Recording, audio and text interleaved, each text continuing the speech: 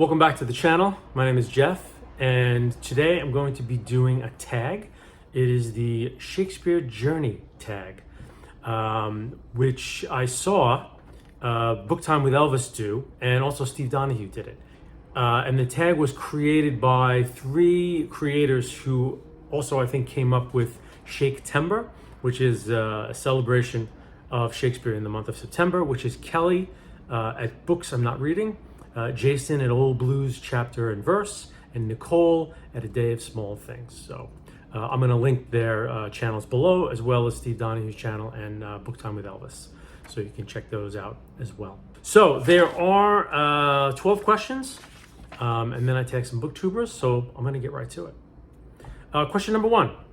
What was your first experience reading Shakespeare, and what was it like? So my first experience reading Shakespeare was in high school. I think it was 11th or 12th grade. In English class, I think we were given photocopies of maybe one act of Romeo and Juliet, the whole class. And then I think either we volunteered or were assigned roles by a teacher. And we ran around the room and just read the play. And being Romeo and Juliet, in high school, when we got to the love scenes, we were all tittering and the language is so ridiculous when you're that age, if you haven't really been brought up. And my parents weren't Shakespeareans, so it didn't make much of an impression on me. I thought it was kind of cool that we were reading a play. I think that was the only thing I can think of to remember is that, wow, we're reading, you can read a play, or because I wasn't in drama class in high school or anything like that. So but it really made no impression on me whatsoever. I came to Shakespeare, I don't know, late, I guess in my mid-20s, which I don't know if that's early or late. I guess if you ask an Oxford student, maybe they'd be like, oh God, you're way late, it's hopeless. But as an American, maybe, mid-20s was perfect to come to it. So anyway, so the first time was very, very unmemorable. Question number 2, has reading a Shakespeare play ever brought you to tears? What scene was it? And where were you when it happened? So definitely not. I don't think Shakespeare, I think the remove of language and affect of Shakespeare, there's a certain emotional distance that's just, I don't know. I mean, if people have cried at Shakespeare, that's awesome, frankly. But there's such a remove of years and it's so arch and different that even though I might get the motivations of the characters and I might kind of understand what's happening, and why, the tragedy of Romeo and Juliet at the end, where, it's horrible. It never really brought me to tears. I think I don't really cry. Books of all types don't really bring out tears for me. I've really, my most of my art's crying is usually done for TV and film. For whatever reason, the portrayal that way is kind of what happens with me. That's what it affects me. But reading, some more subtle, but sometimes even deeper emotions get triggered. Awe and wonder, and there are just such a range of emotions that books can bring out in me, where I can put a book down and just be like overwhelmed, kind of with the scope of something, or with the depth of something, or if something kind of impacted me. But it never gets in underneath and makes me cry. So definitely not Shakespeare, because it's a little too arch for that. Question number 3. Are there any people that have played a significant role in your Shakespeare journey? So I would say yes, there are 2 people that have played a very significant role. One of them is not famous, one of them is very famous. The not famous person is an old girlfriend of mine by the name of Sarah. When I was living out in Los Angeles, we met, we're dating, and Much Ado About Nothing by Kenneth Branagh had just been released in the theaters. So she took me to a theater, I don't even know if it's still there. It's called the Rialto Theater. I think it's in Pasadena. It was just an old theater with very deep plush seats, just out of the 30s and 40s. It's just an amazing place. And we saw Much Ado About Nothing. And I was floored. I was floored by how immediate it felt, and how just it, and plus you're on a date with somebody, you're kind of excited anyway, and I really liked her.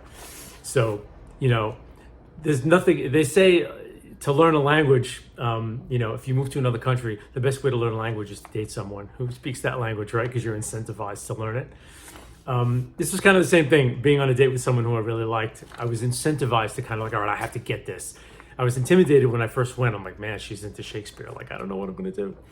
So there was that little level of wanting to impress her by wanting to get it right.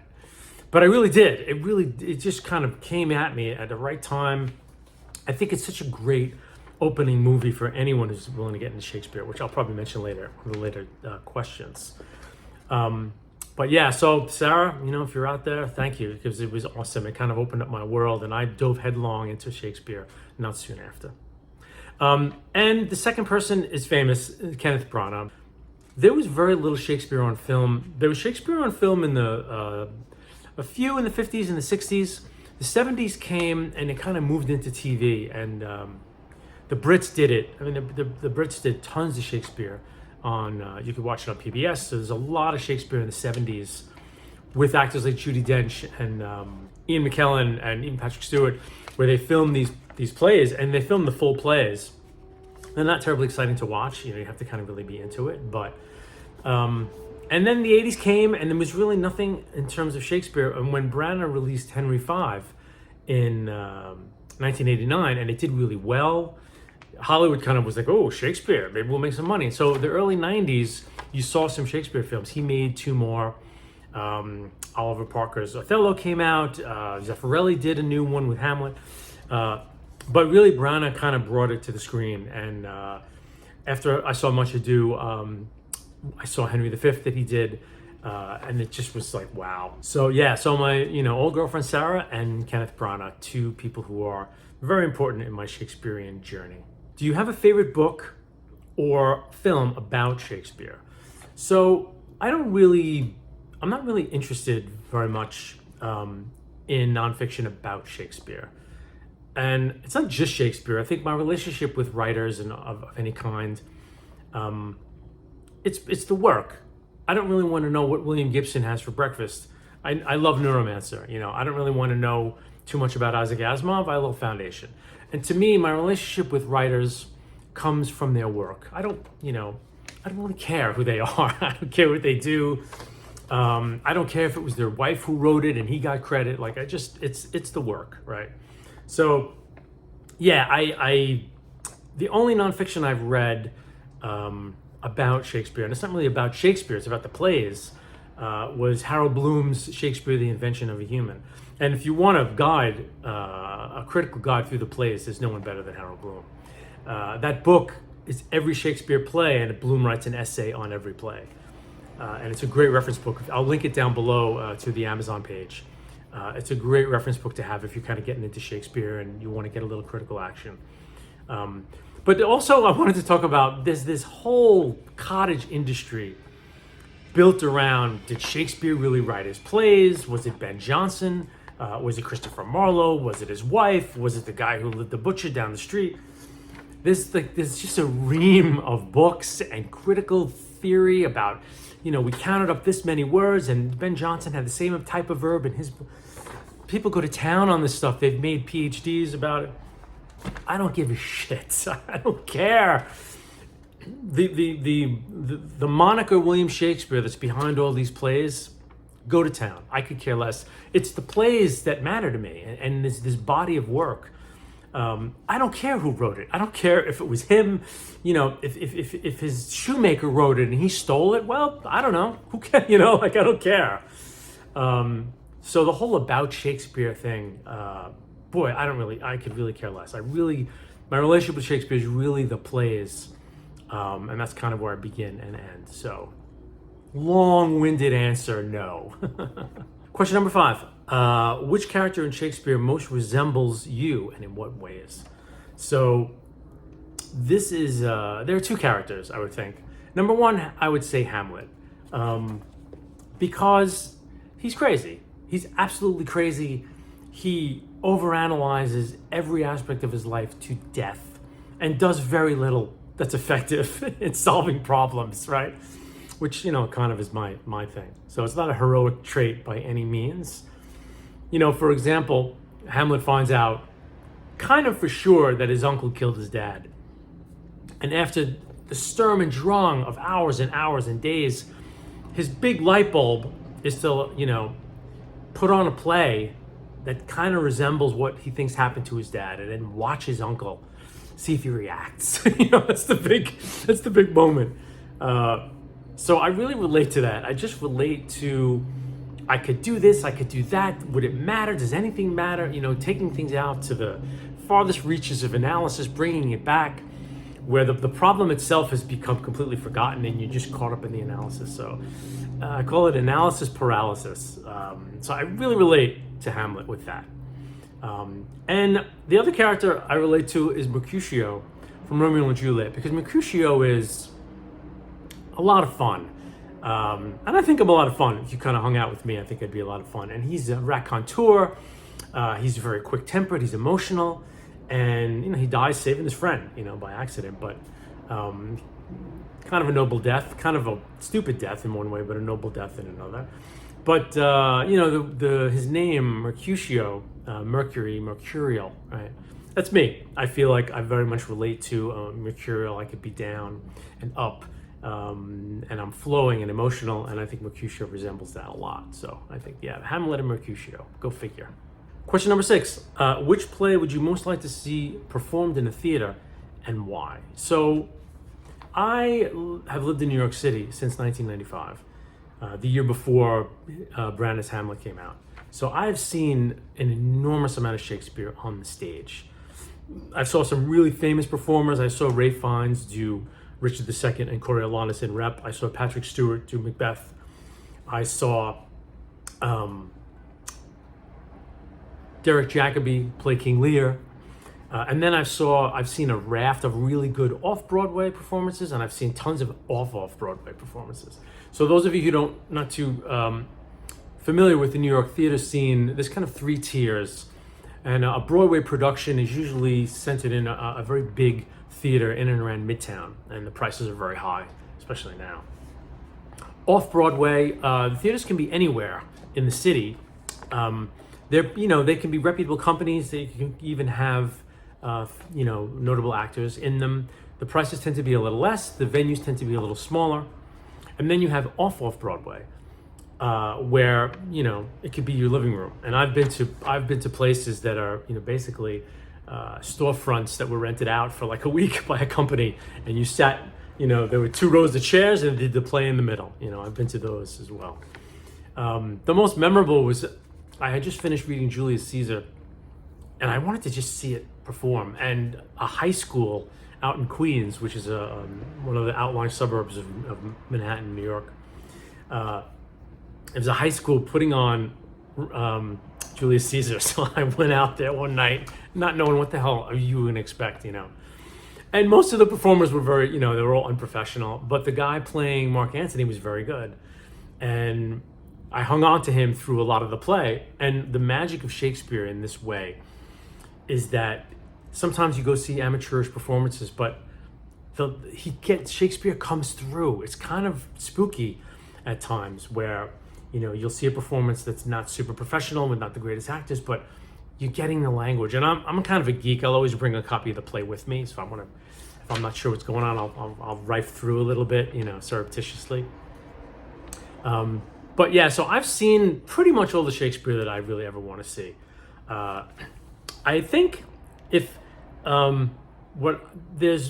haven't read about 1/3 of the plays. I think I've read 2/3 of the plays. There's about 1/3 of the plays left that I haven't read yet. So like if something like Timon of Athens or Pericles was performed somewhere, plays that I haven't read and I know very little about, I would love to go in fresh to a new Shakespeare play and see it perform. So it really doesn't matter, who it was or how famous they were or whatever. And at this point, I've seen so many performances of my favorite plays that, I'm kind of good at this point. Question number 7. What actor throughout history would you most like to have seen play Hamlet while in his prime? That would probably be my favorite Shakespearean actor. I mean, it's a toss-up between Branagh and Olivier. The problem with Hamlet is the role is written for a very young man, early 20s. But most actors in their early 20s don't have it's one of those Shakespearean roles that there's too much experience in a young role. Romeo and Juliet, they're kids. And they're usually 17 years old, minors, and they're usually not played by minors. Hamlet's the same thing. A lot of actors will play Hamlet in their early 30s because your early 30s, you have the gravitas to pull off the speeches. But it's really written for, a man in college, kind of a college-age guy. So Kenneth Branagh performed it on stage, I think when he was 32. And then he made it into a film when he was 36, so closer to 40, that's old for Hamlet, But I would have loved to see Branagh do it. I think he was in the Royal Shakespeare Company at the time, and he did it when he was 32 years old. That would have been a treat to see him young, burning. And I think Derek Jacobi, who was kind of his idol, was directing him in that play. And Derek Jacobi's version is available you can get it. It's a filmed play, but Jacobi as Hamlet is also wonderful. So I could have called Branagh. I was lucky enough to catch Kenneth Branagh in Macbeth when he came to New York, I think in the 2010s maybe, or late aughts. And it was a wonderful set. It was just a big pit of sand, and there was rain. It was in a really cool, the Upper West Side Armory here, or Upper East Side Armory, I should say. So I got to see Branagh live on stage doing Shakespeare, which was kind of a dream come true. We had great seats. But I would have liked to see that Hamlet. Question number 8. Deliver your favorite speech or soliloquy from a Shakespeare play. So I'm not such a Shakespearean that I'm going to be, I've got one that no one knows. I don't. I was looking around. I love all the ones everyone else loves. I mean, I was looking briefly, and most of the lists, I have this one list where the monologues that are mostly touted are the Macbeth, Tomorrow, Tomorrow, and Tomorrow, which I will read because it's wonderful. The Quality of Mercy is Not Strained, which is spoken by Portia, Merchant of Venice. Is This a Dagger Which I See Before Me, which is again Macbeth. Friends, Romans, Countrymen, Lend Me Your Ears, which is spoken by Mark Antony in Julius Caesar. What Light Through Yonder Window Breaks, which is spoken by Romeo, the classic scene when Juliet's on the balcony in Romeo and Juliet. This Sceptered Isle, which is spoken by John of Gaunt in Richard II, which I'm not too familiar with, actually. All the World's a Stage, which is spoken by Jacques in As You Like It, is another one. Now is the Winter of Our Discontent. Richard III opens the play, very famous. Actually, I saw Peter Dinklage play Richard III at the Public Theater in the early 2000s. It was amazing to have someone of his stature play that role. It added immeasurably to the theme of the whole play. It was pretty terrific. And then, of course, To Be or Not to Be from Hamlet is probably the greatest ever. St. Crispian's Day from Henry V when he rallies the troops to fight the French is another one. So those are the biggies. And I love them all. I could probably stumble across one or two if I was lucky. But I will read the Tomorrow and Tomorrow speech by Macbeth because it's brief. And it happens in the play, it's near the end of the play. All hell is breaking loose. He's losing everything. He basically briefly, for those who haven't read the play or don't know the story, it's all about ambition. And his wife convinces him to kill the reigning king. When the king comes to stay with them, he does. And then he just starts seeing ghosts and he becomes paranoid and he freaks out. And by the end of the play, everyone's against him. His wife has just died. Someone comes in to bring him word that his wife has died. And he's just kind of he's at the end of his rope and he's realizing what a fool he has been. So someone just had come in to tell him that the queen, his wife, has died. And the scene starts, the queen, my lord, is dead. And Macbeth answers, she should have died hereafter. There would have been a time for such a word. Tomorrow and tomorrow and tomorrow creeps in this petty pace from day to day to the last syllable of recorded time. And all our yesterdays have lighted fools the way to dusty death. Out, out, brief candle. Life's but a walking shadow, a poor player that struts and frets his hour upon the stage and then is heard no more. It is a tale told by an idiot, full of sound and fury, signifying nothing. End quote. So, and a sidebar, like most Shakespeare speeches, you're bumping into novel titles left and right. Sound and Fury, Faulkner. You know, there's like, if you go To Be or Not to Be, speech too, all the big speeches, certain phrases and words, you're like, oh, that's a novel by so-and-so, and so-and-so wrote that novel. They're like mining grounds for literary writers when they want to. I'll have to do a little video on like all the freaking novel titles that have come from Shakespeare. It's legion.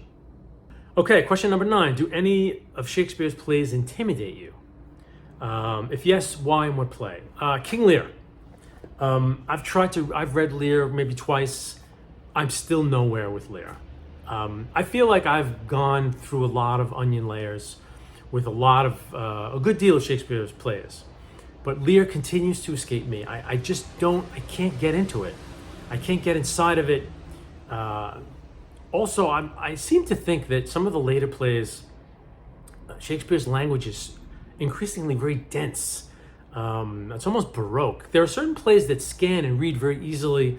Like Henry IV, Part 1, Julius Caesar, you blow through those plays. They're still written in his poetic iambic pentameter. But certain of his plays scan very quickly and easily. Certain of them don't. And to me, Lear is just thorny, man. And it's deep. There's so much stuff going on with so many of the characters. And I'm just, I'm like halfway through, 3/4 of the way through. I'm like, I don't know what's going on. And there's a wonderful speech. Another great soliloquy is when he's out in the middle of the storm, railing against, God kind of in a way, and his fate. But I really have a tough time with Lear. I've seen filmed versions of it as well. There's a TV version, 2 TV versions. One with Ian Holm does one that was filmed, and then Ian McKellen did one. McKellen's amazing. But still, to this day, Lear is something that may catch up with me as I get older. It's the great thing about Shakespeare is that there are certain plays that'll hit you when you're young. Like I think reading Romeo and Juliet now, the effects are less as I get older. I think Romeo and Juliet when I was younger was amazing. Macbeth now a little more. The older, more tragic characters now are kind of hitting home as I get older. When I was a younger man, some of them were like Hotspur and Hal in Henry IV Part 1 were really exciting when I was young. So that's the great thing about Shakespeare is that it expands your whole life. I mean, he's written pretty much everything about the human condition. He's kind of figured us out. In 1600, some guy figured humanity out, and he wrote it all down, and then he died. And very few profundities have come after that have eclipsed him, both in their presentation and in their, the depth of penetration of insight. It's incredible. Okay, question number 10. This is a meaty one for me. What tips would you give to intimidated readers coming to Shakespeare for the first time? So, first of all, I would say open your mind and don't expect to figure it out. Expect to kind of go into Shakespeare almost like reading a really Baroque science fiction novel or, something like maybe Blood Meridian the first time. You just get through it and just, that was cool. I like that line. Oh, that guy stabbed that guy. Okay, I get it.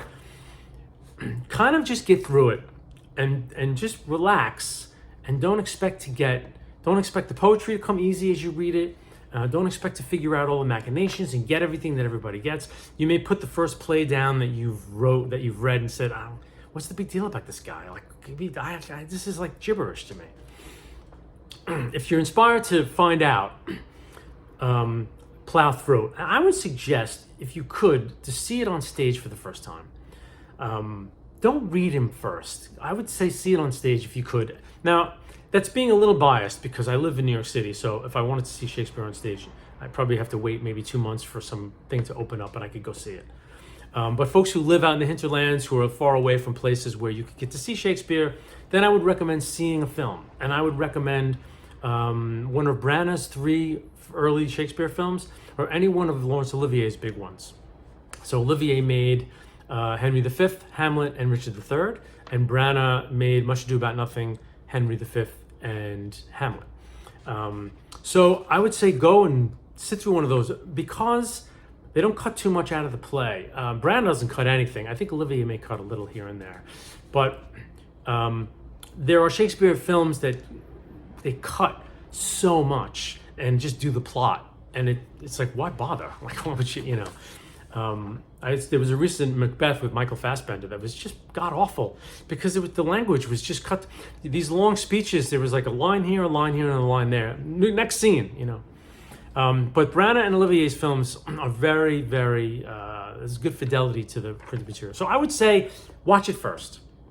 Then try to read it. And I would say, you know, and stay with one play. Like if you watch Hamlet, get through it, or if you see Hamlet on stage, get through it, and then grab the book and start to read. And one thing I would highly recommend is you buy Folger's Guide to Shakespeare. This is invaluable. Now, in the age of the internet, maybe you don't need Folger's Guide because you can go to Wikipedia. But this has every play, and it's basically the plot broken down, if you can see that, by scene. So if you get to a part of the play and you're reading it and you're like, I don't know what happened here. This guy went and said something to that guy and he left and I don't barely understand it. You can pull out your Folgers and you can go to that scene and you'd be like, oh, okay, this is where the guard said, you know, so-and-so was dead and then this happened and so, oh, okay, I get it. And then maybe you can even go back and read the scene and say, oh, okay, it makes sense now. So this is invaluable. And I would say this because to hell with computers. Like this way, you're sitting with your Shakespeare and you're sitting quietly reading and it's books, right? So this is number one. Number two, do not buy one of those ridiculously large tomes that have the complete plays of Shakespeare in it. Like, do not do that. They're ridiculous. They basically should sell them with nothing inside. It should just be Riverside. Riverside's the company that makes most of them. It should say Riverside Shakespeare on the spine. It should look beautiful, and there should be nothing on the pages because it really just lives on people's shelves. I challenge anyone who's watching this show, if you own a Riverside and you've actually read one of his plays, because they're written in tiny font and they're in columns. So you're reading the play and it's horrible. It's somebody just figured out, hey, we don't have to pay Shakespeare royalties.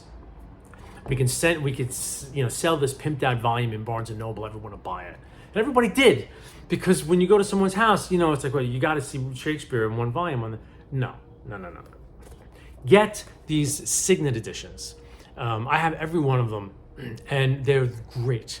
So they're cheap. They're still like under $10, and you get so much more bang for your buck with these than the stupid Riverside collection. So with these, you get introductory material. So you get a couple of essays about, these were, if you're interested, now this might be a little much for somebody, but there are introductory essays about where Shakespeare pulled, especially from the history plays, where he got his inspiration, so on and so forth. And then there are critical essays about the play written by people like Harold Bloom and notables and famous essays that have come down through the decades and centuries that so you get a little critical analysis, and they're very easy to read.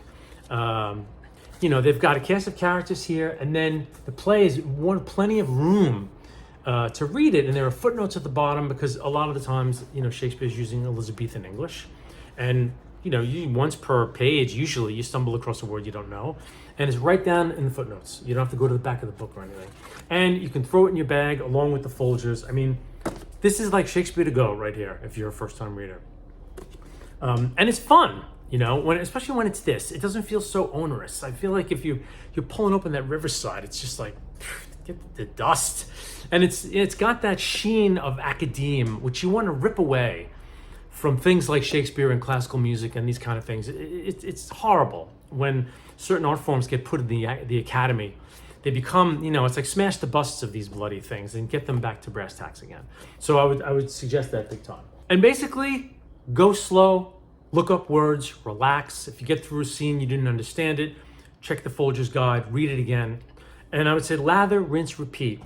Read the play, go watch another version of it, go back and read it again, watch another version of it. And this could be over years. You can maybe watch Hamlet, read it, digest it, and then, all right, you know what, maybe I'm going to watch another version of another play. I'll read that play. Or maybe I'll check out a critical commentary on it, blah, blah, blah, blah, blah. And then you just start to kind of metastasize into Shakespeare, little by little. Now, as far as the starter kit goes, I would say there's certain plays that are very easy to read. The plots are clean. His style in these plays is very easy to read, and you can quickly grasp them. And there are really good filmed versions of them which you can see. So I would say Hamlet is an easy start because there are so many versions of Hamlet on film. Henry V as well. Julius Caesar, there's a really good Julius Caesar film starring, I think, Gielgud and Marlon Brando as Mark Antony. It's fantastic. I think Joseph Mankiewicz directed it. So that's a good one. Romeo and Juliet. Franco Zeffirelli did a film of Romeo and Juliet in the late 60s, which is very, very good. And it's, you know, easy to read. And then Henry IV Part 1, because it's just rock and roll. It's such an amazing play. Not many filmed versions of it. Wells did one that's just wonky. You kind of have to get into it, frankly. But yeah, so Hamlet, Henry V, Julius Caesar, Romeo and Juliet. You know, also Much Ado About Nothing, too, if you want to go into one of the comedies, because Branagh did a great version of it as well. And I think, actually, that Josh Whedon did a Much Ado About Nothing there was a writer's strike years ago, and they were just bored, and so they did it in his house. And you'll see folks from like the Marvel movies in there, and it's just, you know, like a camera in his house, and they did the whole play of Much Ado. So if you're a Josh Whedon fan, you have that to bounce off of as well. So yeah, that's my long answer to question number 10. Question number 11, which is your favorite Shakespeare play and why? I think Hamlet. At the end of the day, it's just got so much. There's so much in it. I've read it probably half a dozen times, and I'll read it probably half a dozen more times. The soliloquies, the language, Hamlet as a character, just the reflections on mortality and about humanity. It's just an amazing play. My other top plays are, again, Henry IV Part 1 I really like, Julius Caesar, Macbeth, Much Ado About Nothing. Those are my biggies. But Hamlet tops out. And that's it. So I'm going to tag two other booktubers who probably don't know me at all, and then they're going to be like, who is this guy who tagged me? But Jennifer Brooks, I love her channel. So I'm going to tag you, Jennifer, if you're watching this. And Stella from It's Too Late to Apologize, who I really like as well. And also, one last thing, I did a review on my channel of Julius Caesar when I read it last. I will link it down in the show notes below as well. About 30 minutes, just kind of gave my thoughts about the play and read some excerpts from it. So if it's something you might enjoy, link down below. I also have a link down there for the Folgers Guide to Shakespeare, which I think is out of print. So I've linked you to the Amazon page where you can get it used, but you could probably find it on Abe Books or Thrift Books or wherever used books are sold, eBay. It's classic. I also have a link to Harold Bloom's Shakespeare, The Invention of Human. If you're interested, it's some nonfiction Shakespeare. And that's my Shakespeare Journey Tag. Thanks for watching.